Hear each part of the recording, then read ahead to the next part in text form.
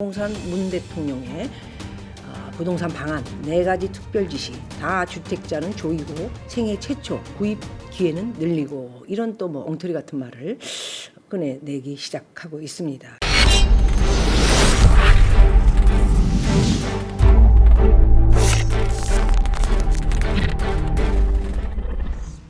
박미 TV의 박미입니다. 오늘은 방송을 시작하기 전에 요즘 제가 굉장히 많이 화제에 올라 있나 봅니다. 해서 많은 사람들이 관심을 주셔서 대단히 감사합니다. 또 어떤 분은 이메일로 제보까지 주셨는데 제가 뭐 그런 것들한테 뭐 이래라 저래라 할 얘기도 없고, 뭐 이렇게 주신 내용으로는 뭐 내가 이다 또 사기꾼이다 뭐 이런 말들을 많이 썼다 해서 화가 나셔서 저한테 제보를 해주신 것 같습니다. 너무 감사드립니다. 어쨌든 감사드리면서 뭐 걔네들이 그러던가 말든가 뭐 언젠가는 제가 걔 사기치러 한번 뭐 연구해서 누군지 뭐 많은 애들이 있지 않습니까? 네, 사기칠 준비를 하겠습니다. 기다려라 얘들아. 내가 너희들 사기쳐서 돈 좀 뽑아먹자. 또 어떤 사람은 무슨 뭐 잘난 척을 했다, 텔레비 나와서 부자인 척했다. 부자인 척 한 적 없습니다. 부자인 사람이 뭐 이렇게 나와가지고 떠들고 그런 사람, 원래 부자는 그렇게 떠들지도 않지만 제가 굉장히 돈이 없어서 연명해가는, 뭐 돈을 벌기 위해서 이 짓을 하고 있는 그런 모양으로 보이나 보죠. 참 이게 뒤 앞가림도 못하는 그런 애들이, 사람을 구분도 못하고 볼 줄도 모르는 애들이 인생을 살고 있다는 거. 이 한국 사람들 참, 이 중국 기질도 많지만 이 중국 같은 이 틀을 가지고 있는 이 공산주의적인 생각을 가지고 있는 사람이 한국 사람들이야말로 진짜 많습니다. 한심하게 짝이 없는 일들이 많이 있지만 뭐 그런 것을 웃음으로 넘겨야지. 제가 뭐 그런 애들하고 맞대면 하면서 뭐라고 농담마저도 할 필요가 없다. 그리고 뭐 가로 세로를 또 제가 뭐라고 했더니 무슨 뭐 어떻게 뭐 가로 세로 대단한 애들입니다. 애들이라서 정말 죄송하네요. 우리 세 사람 정말 영특하고, 또 그 자리에서 한 자리들을 다 하기까지는 저 또한 79년에 데뷔해서 40년을 지금까지 이어오는데 이 자리에 있기까지 호락호락한 사람 아닙니다. 또 미국에서 제가 돈을 벌었지만 외국인으로 돈을 벌지 않았냐. 거기 가서 20년 동안 손가락이 구겨지도록 제가 이렇게 일을 해서 돈을 벌었지, 하루아침에 여기 와서 광고 찍으면서 행사 치면서 하루아침에 수백억을 번 그런 사람 아닙니다. 그렇기 때문에 제가 많은 사람들이 볼 때 그렇게 사기꾼으로 보이고 정신병자로 보이고 호락호락하게 보이는 그런 뭐 그런 사람으로 보인다면 너희들이야말로 정말 이런 얘기를 거꾸로 보내드리고 싶습니다. 어쨌든 제보해 주신 여러분 너무 감사하고, 제가 뭐 제 유튜브도 한 거 잘 보지 않습니다. 왜냐하면 제가 이것도 하지만 여러 가지 스케줄이 있기 때문에. 그리고 뭐 적은 집에서 사는데 뭐 저거 부자 맞냐. 네, 밥 먹고 잘 살고 있습니다. 여기까지 잘 먹고 좋은 차 타면서 좋은 집에서 살고 있고, 너희들이 보는 그 적은 집이 큰 집보다 더 비싸다라는 거, 그런 거 아니?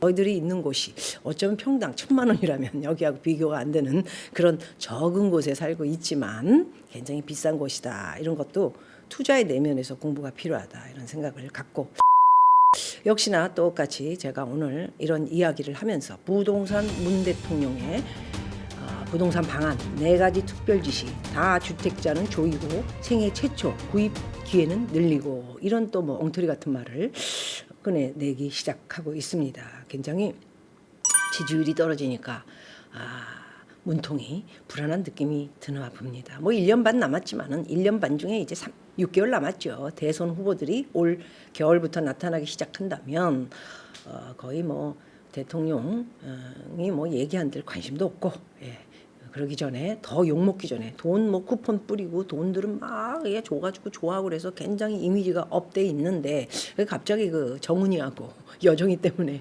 이미지가 폭망하면서 또 다시 뭐 8월에 북미 뭐 미부 4차 회담이 있을 수 있다, 이런 헛소리를 지금 하고 있는 문종인을 보면서 한심하다, 이런 생각을 갖습니다. 자, 문재인 대통령 부동산 대책 4가지 방안 지시, 다른 건 쭉 들어가 보니까 뭐 똑같은 말 반복해서 있는 것 같고요. 일단 간단하게 1.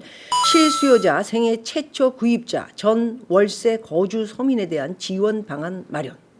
전 월세 거주 서민에 대한 지원 방안 마련.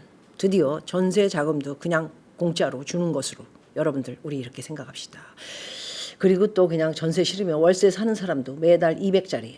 우리 직원도 서울에 오세요. 200짜리 사세요. 나라에서 이제 줍니다. 통장에 꽂아 줍니다. 월세 신청하십시오. 월세 여기 압구정동 뭐 1000에 200짜리 삽니다 하면 나라에서 200 줄 겁니다. 준비하세요.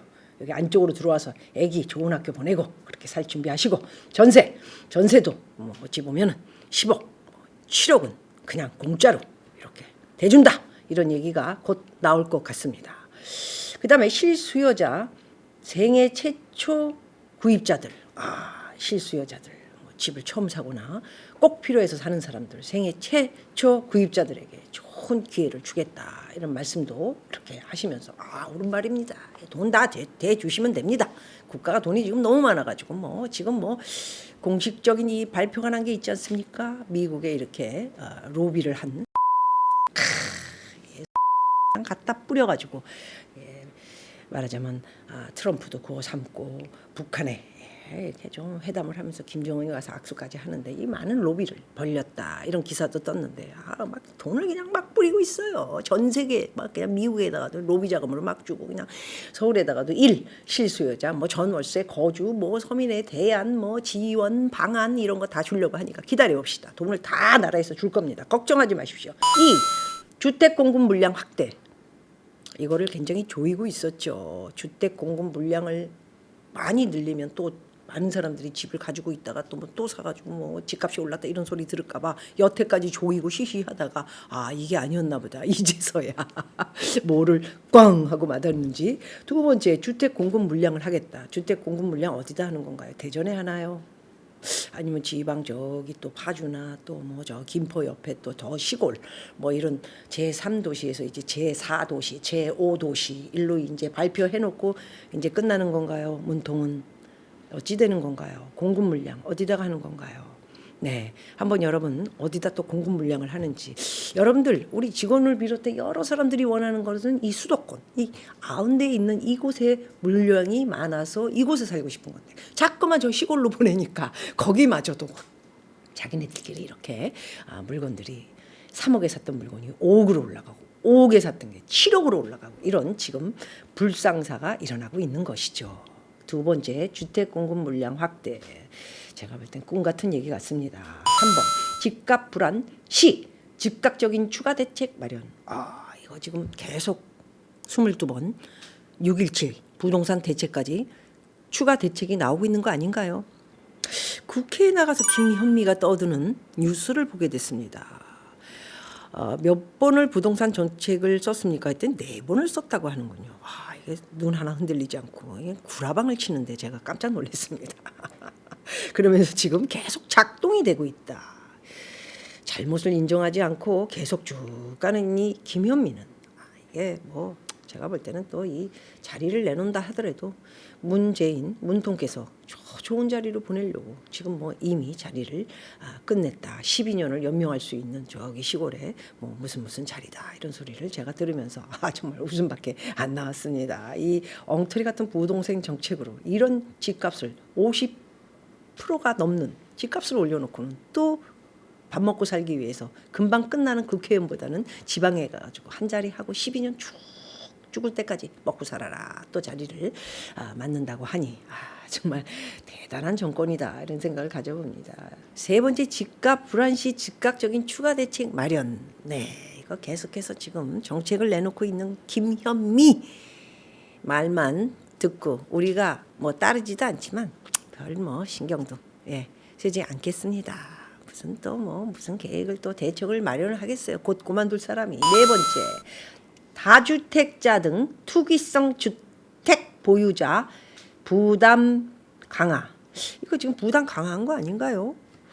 다주택자들은 양도세도 많이 내고 그다음에 투기성 주택 보유자 부담 강화 계속해서 이어져 가지고 종부세니 뭐니 뭐 양도세니 지금 내고 있는데 여기서 더 내라니 뭐 더 내려면 내야죠. 할 말이 있습니까? 자, 국토연구원은 최근 또한 영국, 프랑스, 싱가포르 등 해외의 다주택자에 대한 부동산 세제 강화 세례를 분석한 연구 자료를 발표하며 세제 강화에 군부를 지피고 있다.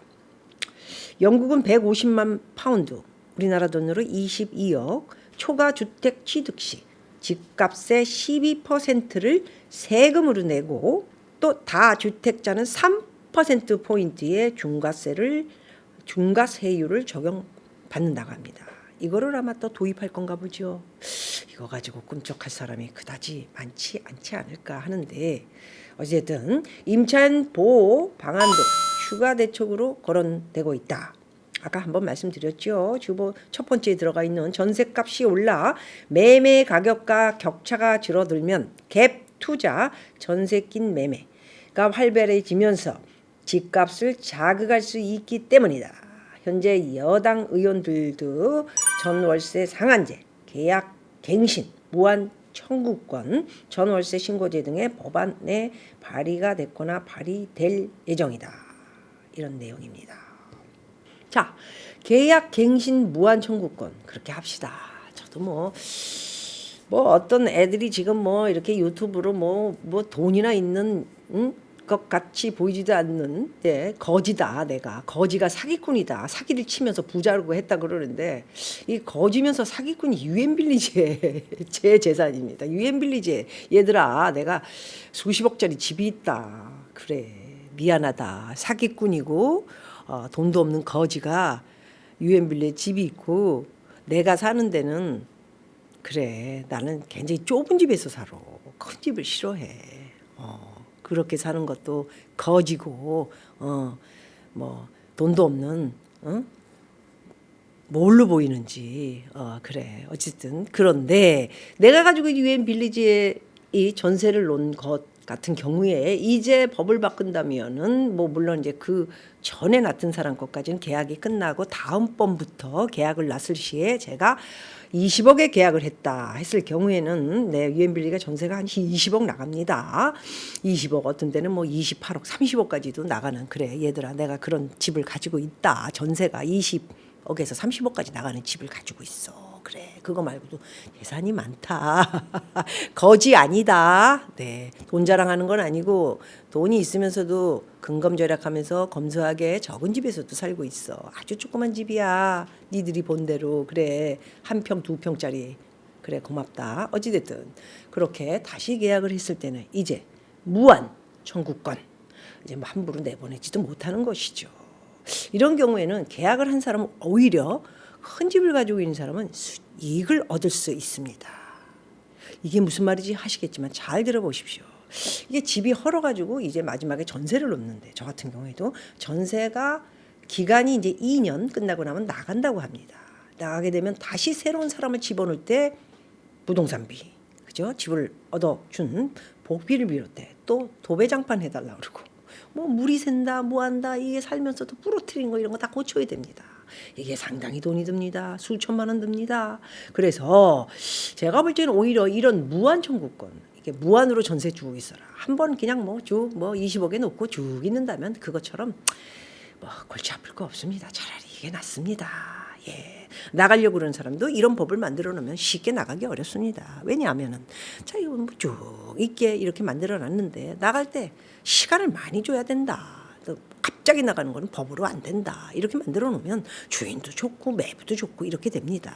이게 전세에 있다가 나갔다 들어왔다 뭐 부동산비 나가고 고쳐주고 아우 이게 더 복잡해요. 제발 이 네 번째 이 내용 이거 아주 좋습니다. 너무 좋습니다. 그래서 전세 한번 들어오면 쭉 뭐 집값이 오르든 뭐하든 한번 쭉 그냥 있는 게 낫습니다. 골치 아프고 그런 거보다 부동산비도 안 나가고 고쳐줄 필요도 없고 얼마나 좋습니까?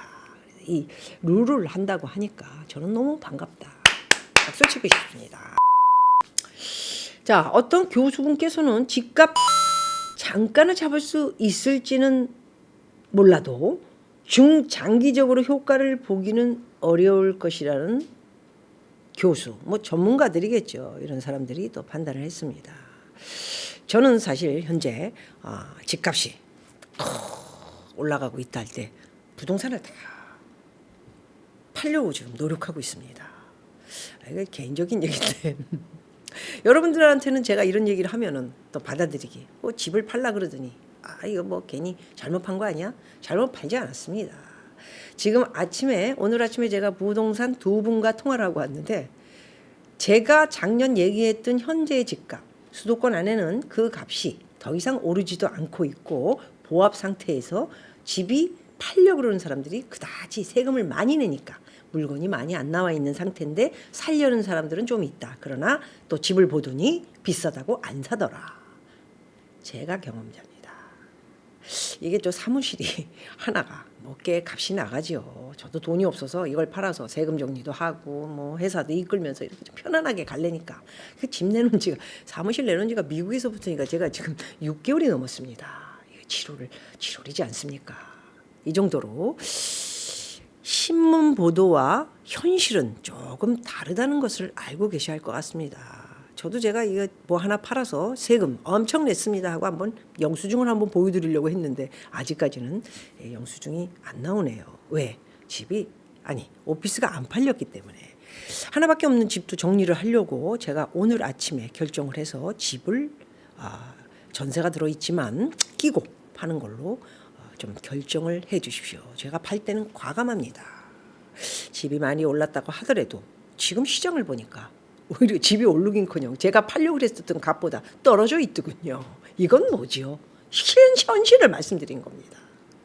그러니까 제가 생각하는 것은 신문 보도와 이게 좀 뻥튀기들이 좀 있어서 이제 어찌됐든 살려고 그러는 사람들이 우왕좌왕하고 있는 것만은 사실이지만 막상 딱 들이댈 적에는 탁 살려고 그러거나 또 탁 팔려는 사람들도 세금을 많이 내니까 고심을 하는 것으로 이렇게 들여다보면 될 것 같습니다. 4가지 방법을 우리 문통께서 이렇게 내놓으시고 이제 제가 볼 때는 이제 이 방법이 올 겨울까지 쭉 간다면 이제 1년 남지 않습니까?